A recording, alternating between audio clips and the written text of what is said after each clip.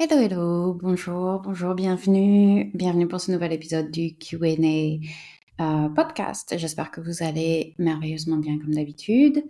Ouais, bah moi ça va, moi ça va là aujourd'hui parce qu'il fait frais en fait ce matin. Il fait 21 degrés et ça me rend trop heureuse. Il fait sombre et il y a des gros nuages et il fait pas trop chaud et c'est trop cool.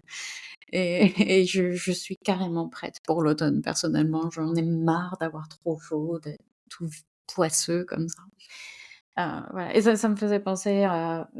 J'y réfléchissais à l'instant et je me disais que ça me fait penser à quand je raconte, quand je dis aux gens que je vivais en Martinique pendant mon adolescence et que les gens me disent «Oh, ça devait être trop bien, t'as dû être trop dégoûté quand t'es revenu en France». Et non, non, non, carrément pas. Et c'est exactement pour ça, parce que c'est cool, la chaleur tropicale quand on y est pour 2, 3 semaines en été, qu'on est en vacances et qu'on va à la mer tous les jours. Mais quand il fait 31 degrés 365 jours par an et que ça ne change jamais et que t'as toujours trop chaud, t'es toujours poisseux, t'es toujours... voilà, mais c'est pas drôle. Et en fait, les saisons, c'est vachement cool. Ça donne un rythme aussi à la vie et voilà, on a l'impression qu'on avance, quoi. Bref, il fait frais aujourd'hui, mais demain, il va faire 30 degrés, donc je vais recommencer à chouiner demain. Mais bon, ça devrait doucement, on devrait doucement se diriger vers l'automne. Je vois que alors aujourd'hui, je suis dans ma salle de yoga avec Crapsy donc et je vois qu'elle est à la porte, elle est ready, dès qu'elle me voit sur mon tapis, elle prend ça comme un signe de c'est le moment de sortir et de faire la fête. Donc voilà, il va peut-être y avoir un petit peu de Crapsy noise, en background. Pour le moment, elle est tranquille. OK, je vais passer aux questions. Première question: comment dire gentiment au revoir à l'été et coucou à la rentrée? Donc justement, on était sur le sujet. Hem, pour dire gentiment au revoir à l'été, je pense que déjà on peut reprendre doucement ses routines. Souvent l'été, c'est un moment où tout part un petit peu dans tous les sens. J'avais, un client hier qui me disait, que voilà, qu'au mois d'août, ses routines étaient parties dans tous les sens, mais c'était justement cool parce que c'est aussi un moment où on peut tester plein de choses, on sort un peu plus, on peut tester des nouvelles activités potentiellement et voir ce qui nous plaît, ce qu'on a envie d'emmener avec soi dans le reste de l'année. Et je trouvais ça très cool. Et voilà, donc on ne se formalise pas par rapport au fait que pendant l'été, on a fait autre chose. Mais on peut aussi doucement, du coup, en tirer les leçons, voir comment on se sent maintenant et doucement revenir vers une routine un petit peu plus structurée, peut-être, en prenant ce qu'on a appris pendant l'été et en voyant si bah, je sais pas, en voyant si justement plus de structure, c'est ce dont on a besoin maintenant et je pense que pour, beaucoup de gens ou peut-être les enfants sont repartis à l'école ou on reprend le rythme du travail, on se prépare un peu à l'hiver, tout ça, c'est un peu rassurant, d'avoir cette structure qui revient. On peut également cultiver la gratitude pour l'été qu'on a passé, si c'était un chouette été, ce que je vous souhaite. Et en même temps aussi penser à ce qui va être chouette dans les mois à venir. Donc perso, j'ai comme dit, j'ai très hâte qu'il fasse un peu plus frais, qu'on rentre dans cette atmosphère un peu de cocooning, d'automne-hiver. Il y a, si vous aimez Halloween, si vous aimez Noël, il y a des choses là aussi, pour lesquelles on peut se réjouir. Donc voilà, pas se dire: «Oh mon Dieu, c'est l'été, c'est déprimant, je reprends le travail». Enfin, c'est la fin de l'été, c'est déprimant, je reprends le travail, nin nin. Non, il y a aussi des choses bien qui vont arriver, donc on peut commencer à anticiper ça aussi. Et puis, comme je disais justement aux gens qui ont participé ou qui participent actuellement à mon challenge, back to school, le challenge de la rentrée que j'ai organisé cette semaine pour justement reprendre cette nouvelle routine, c'est qu'il y a quelque chose qui s'appelle le fresh start effect. C'est le fait qu'une routine a plus de chances de tenir, ou en tout cas, c'est plus facile de commencer une nouvelle routine si on l'attache à un événement en particulier. Donc, par exemple, au premier de l'année, au premier de l'année, 1er janvier. à un lundi ou bien à son anniversaire ou bien, là, voilà, au jour de la rentrée, des enfants. Donc ça peut être le moment justement de profiter de cette motivation, du fresh start effect pour se dire: «OK, allez, on reprend, on y va». Ça peut être l'occasion de s'inscrire à des nouveaux cours, par exemple, si vous avez testé des choses cet été. Comme par exemple, cet été, j'ai fait du kayak avec ma mère et ma petite sœur. Et quand j'étais sur mon kayak, je me disais: «Bien, j'aime vraiment, vraiment bien être en contact avec l'eau, en fait, être dans l'eau ou pas loin de l'eau». J'aime vraiment les sports d'eau et c'est quelque chose que je devrais sans doute faire, plus souvent. Mais évidemment, bon, à Francfort, c'est compliqué et puis, enfin, ça pourrait être juste d'aller à la piscine, et je pense que je ça me ferait du bien mais bref, on s'en fout. C'est ma vie. Mais, voilà, l'idée, c'est que je me suis rendu compte comme ça que, bah, être en contact avec l'eau, ça me fait vraiment du bien, donc je peux réfléchir: «OK, peut-être qu'ici, je pourrais faire, du stand-up paddle sur le Main». J'ai pas envie parce que j'ai pas envie d'être en contact avec l'eau du Main en particulier, mais ça pourrait être quelque chose comme ça, par exemple, pour vous aussi. On peut aussi planifier des petits week-ends, des sorties, des choses comme ça pour encore une fois se donner envie de sortir de l'été et accueillir, la rentrée et le glissement vers une autre période de l'année, vers une autre saison avec, avec joie. Voilà. OK. J'espère que ça t'a donné quelques idées. Je vais passer à la question suivante. J'ai parfois un peu mal au coude. D'où est-ce que ça vient? Est-ce mon positionnement qui n'est pas bon ou bien certaines personnes ont des coudes fragiles? Alors, ça peut être plusieurs choses. Je suis évidemment pas habilitée à diagnostiquer, donc si c'est une douleur qui revient souvent, je t'invite, clairement à aller voir un kiné, un médecin, voilà, c'est moi je ne peux pas diagnostiquer. Hem Et ce que je peux te dire, c'est ce que je vois le plus souvent, ce qui a été également mon expérience.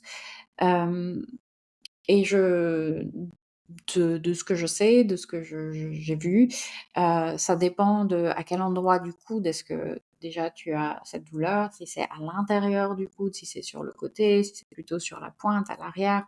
Donc déjà ça va changer, la donne. Quel type de douleur aussi, c'est intéressant de savoir. Si c'est plutôt un choc électrique, heu, c'est plus une douleur nerveuse. Si c'est plutôt quelque chose d'un peu sourd, d'un peu dull en anglais, ouais, une douleur un peu lancinante, ça va plutôt être une inflammation ou dans quelque chose qui se passe dans l'articulation. Donc voilà, il faudra un petit peu plus d'informations pour commencer à voir ce que ça peut être et ce que ça n'est certainement pas. Mais ce que je vois souvent, c'est des tendinites. Ça peut être une tendinite due à à des mouvements, répétés. Donc par exemple, quand je faisais beaucoup d'ashtanga, avec ces 56 chaturanga par séance, je développais une tendinite, au coude et c'était pas parce que j'étais mal positionnée, c'est juste que les tendinites et en général les blessures, c'est mettre trop de poids, charger trop rapidement sur un corps qui est pas prêt à avoir autant de charge. Donc ça peut être, voilà, soit ça, soit trop de poids trop rapidement, soit une répétition d'un mouvement, qui fait que le corps ne enfin ça charge trop le corps en fait, et sur une période trop restreinte. Donc c'est toujours un petit peu le même souci. Donc c'est peut-être ça, c'est peut-être ça. Pareil, quand j'avais ma douleur chronique au poignet, bah, je m'étais blessée évidemment le poignet en faisant trop de handstands, d'équilibre sur les mains, sur une période trop restreinte, trop courte et en plus de ça, bah, j'étais traductrice, donc j'utilisais mon poignet, toute la journée et puis je suis une grosse joueuse, donc j'utilisais mon poignet le soir aussi quand je jouais, sur mon temps libre. Donc voilà, donc en général, moi je verrais bien une tendinite avec, une articulation un peu irritée, enfin un tendon un peu irrité. Ça peut être aussi une douleur référée, c'est-à-dire que parfois on a un problème qui est situé ailleurs, dans le cas du coude, c'est souvent un problème au niveau du poignet ou de l'épaule, mais la douleur se manifeste dans le coude.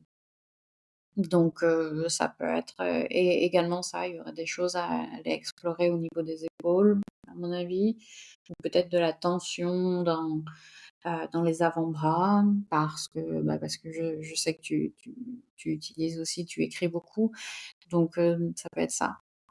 En tout cas, voilà, on peut en discuter davantage, personnellement, et on travaille également ensemble le renforcement des épaules.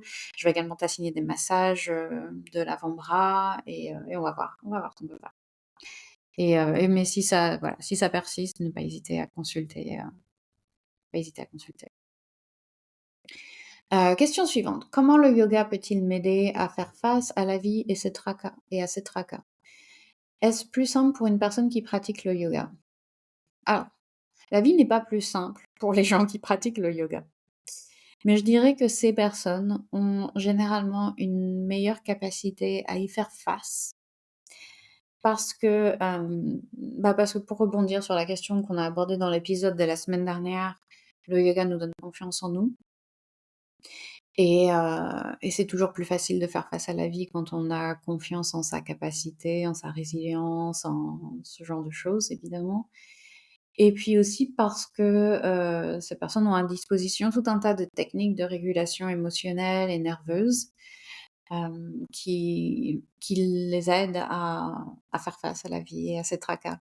Donc si je prends mon exemple personnel, j'ai de l'anxiété chronique, mais j'ai aussi des techniques de massage, de respiration, de méditation qui font que je n'ai plus de crises d'angoisse. Je touche du bois, mais avant j'avais des crises d'angoisse, des genres d'attaques de panique assez régulières où l'anxiété devenait juste trop difficile à gérer, et je perdais complètement le contrôle.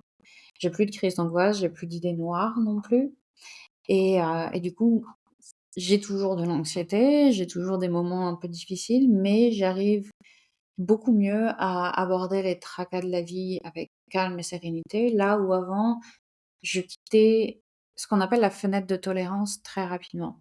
La fenêtre de tolérance, alors c'est lié à la théorie polyvagale du système nerveux. Donc c'est une théorie qui nous dit que, pour simplifier, c'est une évolution de la théorie du fight or flight, du fait voilà, du système nerveux qui est sympathique, et parasympathique. Donc le sympathique, c'est quand on est dans l'action, quand on est, voilà, quand on est en fight, quand on est ouais, bref. Et le parasympathique, c'est quand on est plus dans un état calme et de récupération, de repos. Et la théorie polyvagale, elle nous dit qu'on peut être en hypostimulation ou en hyperstimulation, ou dans cette fenêtre de tolérance. Et donc l'hypostimulation, c'est quand on se sent apathique, déprimé, on a la force et la volonté de rien, on sent une grosse fatigue mentale et physique, voilà, on n'arrive pas vraiment à bouger. Et l'hyperstimulation, c'est au contraire quand on est hyper stressé, qu'on a beaucoup d'énergie nerveuse, qu'on fait une crise de panique, ce genre de choses, qu'on a trop de voilà, qu'on est trop stimulé. Et la fenêtre de tolérance, c'est donc quand on est entre les 2. Et je dirais que le yoga permet d'agrandir cette fenêtre de tolérance et d'y retourner plus facilement.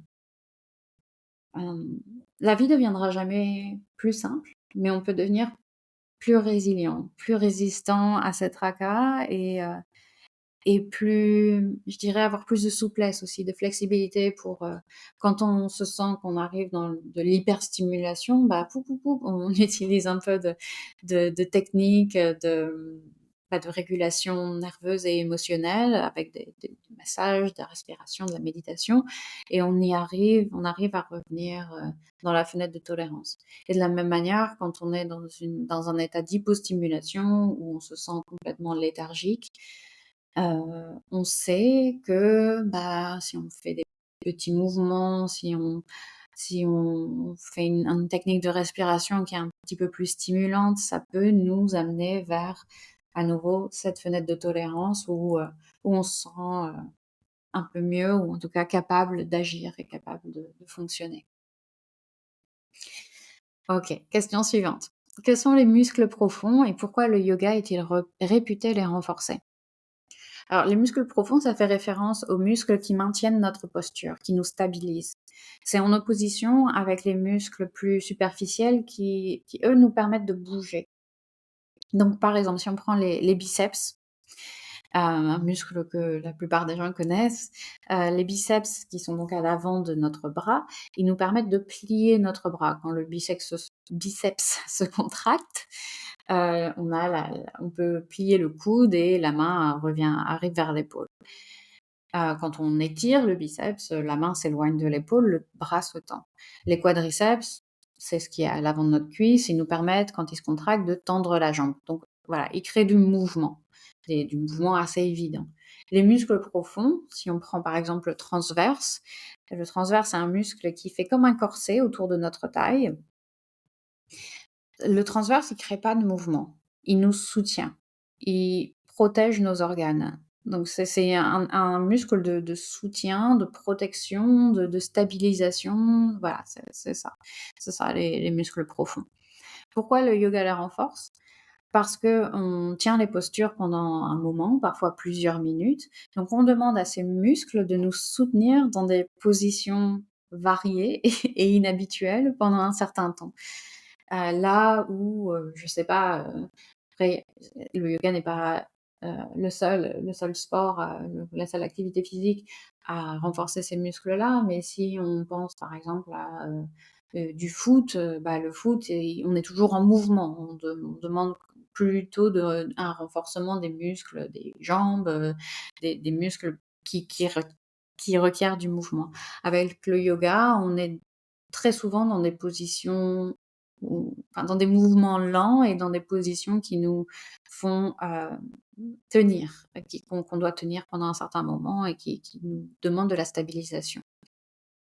Il y a aussi le fait que les muscles profonds en anglais, je les ai aussi déjà entendus appeler, enfin, j'ai déjà entendu qu'on les appelle les awareness muscles, donc les muscles de la conscience, parce que leur activation est beaucoup plus subtile. Il faut y faire attention, en fait. Il faut vraiment avoir une intention pour les activer. Plier son bras, tendre la jambe, bah, c'est facile. Voilà, on pense: «OK, je plie mon bras, je tends la jambe». Mais si je vous dis: «OK, activez votre transverse», qui est le muscle donc comme je disais, qui est tout autour de la taille, bah, ça demande beaucoup plus d'intention. Ça demande de savoir, d'arriver à l'activer, ce qui est, ce que je dois enseigner en général à mes clients, personne, enfin c'est quasiment personne, sauf s'ils ont fait du yoga avant. Si je leur dis: «Active ton transverse», personne n'y arrive. Et le yoga du coup est très, très fort pour nous faire ça, pour nous donner pour nous oui, pour nous entraîner à contracter ce genre de muscle avec intention et à faire attention à ce qu'on fait en général. Voilà. Dernière question, il me semble, je prends une goutte d'abord. Donc dernière question. Non, OK, c'est passé par le tuyau à tarte, pardon. Des idées de routine bien-être qui sortent de ce qu'on entend souvent, autres que massage, spa, bougies et cetera. Alors j'aime beaucoup, beaucoup cette question. J'adore cette question et en même temps c'est pas facile parce que ça peut être beaucoup de choses et ça va vraiment dépendre de ce qui te parle à toi. Donc je vais balancer plein de trucs et tu vas voilà, tu vois ce que tu peux attraper. Hem, pour moi, une routine de bien-être, c'est ce qui va justement me faire basculer d'un état d'hyper-hypostimulation dont je parlais tout à l'heure vers la fenêtre de tolérance ou bien m'y conserver, m'assurer que j'en sorte pas trop. Et je dirais que ça peut être aussi simple que de sortir de chez moi et d'aller marcher dans le parc, d'aller m'allonger dans l'herbe, être en contact avec la nature et puis bouger en général, c'est une routine bien-être qui personnellement a un effet fou sur mon stress et je sais que c'est pas que personnellement, ça c'est scientifiquement prouvé que le fait de bouger et d'être en contact avec la nature, ça réduit le cortisol. Donc voilà, une routine bien-être qui est toute simple, qui est pas, voilà, de se faire couler un bain. C'est juste de sortir et d'être en contact avec la nature. Mais ça peut être aussi plein d'autres choses. Donc ça peut être, par exemple, une routine qui te permet de de trouver de l'inspiration, d'être de voilà, de ouais, d'écouter un podcast motivant, par exemple, ou d'apprendre quelque chose de nouveau, ou de t'autoriser à débuter, à être débutant, dans une activité, à être nul à quelque chose. Donc trouver de l'inspiration, quelque chose qui te donne une raison d'être, en fait, quelque chose qui te donne envie de créer, quelque chose, voilà, ça c'est aussi, ça peut être ça une routine bien-être, parce que c'est très important pour notre bien-être de se sentir, voilà, inspiré, de sentir un mouvement, un élan intérieur. Ça peut être aussi de ressentir de la connexion avec un autre humain, qui est aussi très important pour le bien-être.